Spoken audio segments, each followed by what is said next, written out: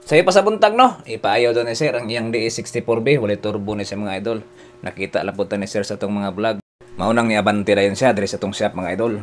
Ang problema dahil ni mga idol, grabing kakusog sa minor ani mga idol. Okay. Mangutong lagi lumayo. Oo.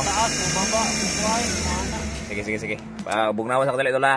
Fast forward ito sa makadaghan mga idol. Muna itong ilisan.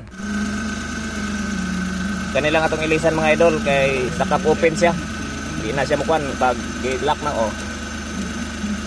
I-lock siya, murag katong ni kuan siya. Pero ato na lang yung ilisan para sure. Okay na siya oh. More problema dol. Gamay ra kay problema dol. Ilisan na to ng iyahang PCB valve mga idol na stock open na siya. Motong kusog ang minor. Kanito nga ilis. Hala sa walay langan, itao na nato na. Nagkataas na tong video. Ano po yung tanawan eh. Pagkahuman na itong natao ng PCB valve bago. Check ito. Ignition on. Start.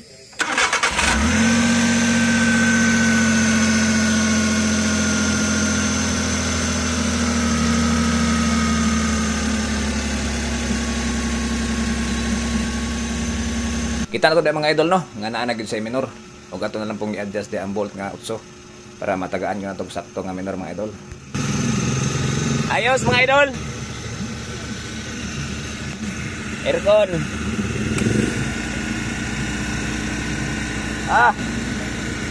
Pinuha. Ayos na oy.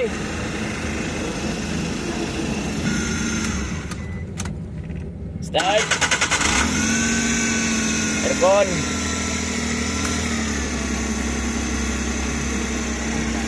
Ayos.